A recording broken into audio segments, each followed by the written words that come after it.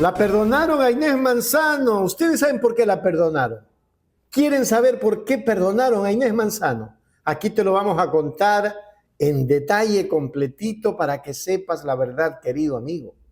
Es un detalle completo de lo que realmente ocurrió en esta asamblea que da pena, liderada por Lilas, que esconden la verdad, así de simple, esconden la verdad. Quiero que vean. Vamos a iniciar con esto. Gabriela Molina. Presidente, colegas legisladores, ecuatorianos. Existen dos hechos que ni para el país ni para esta asamblea se pueden poner en duda. El primero, la crisis energética de 2024, que nos dejó más de 14 horas diarias sin luz y que generó más de 2.000 millones de pérdidas. Y el segundo es que frente a la crisis, el gobierno nacional firmó contratos para adquisición de generadores con las empresas Progen y ATM, las que generaron después pérdidas económicas cercanas a los 240 millones de dólares, denunciado aquí por el Contralor General en la Comisión de Transparencia. Tan cierto es que nos robaron, que no solo lo ha dicho en su intervención la asambleísta Villacreces, sino que el propio gobierno denunció a estas empresas ante la Fiscalía y ante las Cortes Federales en los Estados Unidos. Y lo que el país exige hoy día es que se nos diga quiénes son los responsables, conocer quiénes son los responsables políticos. La Contraloría ya ha identificado responsabilidades civiles y administrativas. La Fiscalía ya ha encontrado presunciones de responsabilidad penal por peculado y delincuencia organizada. Los jueces ya han ordenado prisión para algunas personas involucradas en este entramado de corrupción. Pero cuando el tema llega a la Asamblea Nacional para determinar la responsabilidad política, la Comisión de Fiscalización, de mayoría gobernista, nos dice que la archivemos. Y para justificar este informe de archivo, acogieron todos los criterios y sustentos de los abogados defensores de la señora Manzano.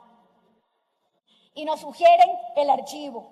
Y preparan uno de los peores informes que el Pleno de esta Asamblea Nacional haya conocido. Incluso modifican el sentido de las sentencias de la Corte Constitucional. Y no son criterios personales, no es mi opinión, y lo voy a demostrar con extractos de las sentencias de la Corte Constitucional. Durante la sesión número 112 del Pleno de la Asamblea Nacional, la legisladora Gabriela Molina intervino en el debate sobre la recomendación de la Comisión de Fiscalización para archivar el juicio político contra la exministra de Energía, Inés Manzano. En su exposición, la asambleísta enfatizó que existen antecedentes innegables para el país, destacando que los severos cortes de energía registrados durante 2024, que alcanzaron hasta 14 horas diarias y dejaron pérdidas superiores a los 2.000 millones de dólares, así como las irregulares contrataciones de generadores térmicos con las firmas Progen y ATM, negocios que causaron un perjuicio económico cercano a los 240 millones de dólares y cerca de 2.000 millones en la negativa que obtuvieron nuestros hermanos emprendedores, nuestros empresarios. Amigos, el daño fue terrible, pero la señora dice que no es responsable. Sigamos viendo. Primero, en varias sentencias la Corte Constitucional ha repetido que el control político no tiene como objeto la determinación de responsabilidad penal, administrativa ni civil. El propio informe de la Comisión de Fiscalización, en la página 49, y cito, señala: los asambleístas acusan a la exministra Inés Manzano no por haber suscrito originalmente el contrato con la empresa ATM, sino por omitir sus funciones de supervisión, control y protección del patrimonio público. ¿Cómo es posible entonces que para desarrollar la motivación del archivo, en la página 62 del informe, se sostenga que una razón es la falta de nexo causal administrativo directo? ¿Cómo es posible entonces que una valoración de responsabilidad jurídica se la utilice en un proceso de responsabilidad política? Segundo, La Corte Constitucional ha señalado que la valoración de la prueba en procesos de responsabilidad política, al ser su naturaleza subjetiva, responde a la libre apreciación de los asambleístas. Añadiendo además que es diferente el proceso jurisdiccional, donde por su naturaleza objetiva, el juzgador debe de someterse a normas técnicas, jurídicas y a normas de derecho objetivadas. Pese a lo señalado por la Corte Constitucional sobre la libre apreciación de la prueba, en la página 65 del informe de la Comisión de Fiscalización se elabora una matriz de valoración de la prueba, donde se la califica como alta, mediana, baja, relativa y nulas las pruebas de acuerdo a unos criterios de pertinencia, conducencia y utilidad. Y tercero, y lo más grave, en la página 71 del informe se sostiene, en abierta oposición a lo que señala la Corte Constitucional, que los proponentes han cometido un error dogmático de fondo grave, por hacer referencia de artículos, principios o fines generales consagrados en la Constitución, porque a decir de este informe es imposible, en el caso concreto de los ministros de Estado, alegar el incumplimiento de funciones que se deriven de las normas de rango constitucional.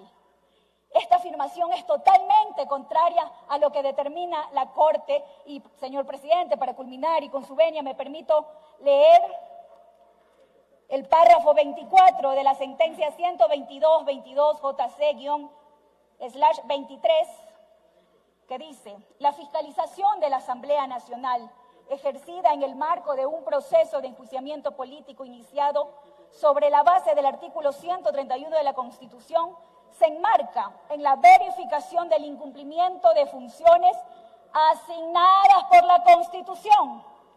Repito, asignadas por la Constitución y la ley a autoridades públicas determinadas en dicha norma. Es decir, a diferencia de lo que sucede con el presidente y el vicepresidente, donde el objeto de control no se fundamenta en el presunto cometimiento de infracciones específicas, sino en el incumplimiento de las funciones de la autoridad interpelada.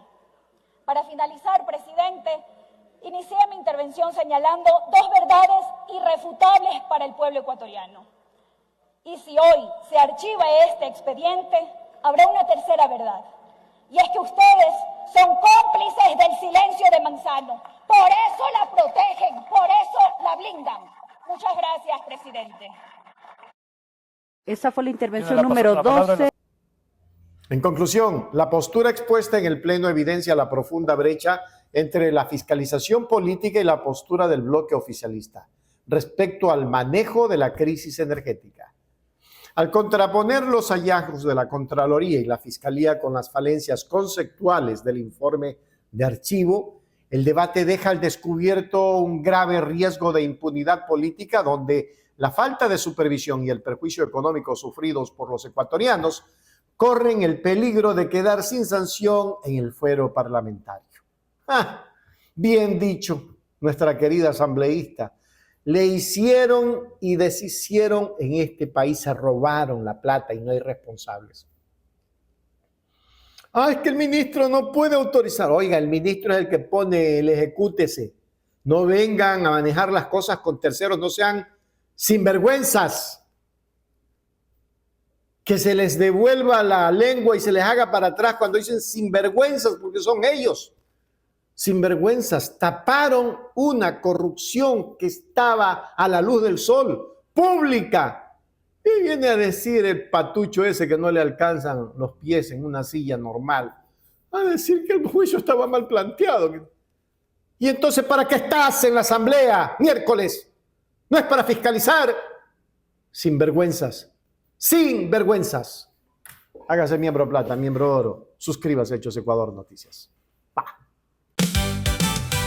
En YouTube, Hechos Ecuador, dice la verdad. Hechos Ecuador, la verdad está ahí. No te pierdas nada, cada día algo nuevo. Conéctate al canal y mantente informado. Siempre estamos aquí.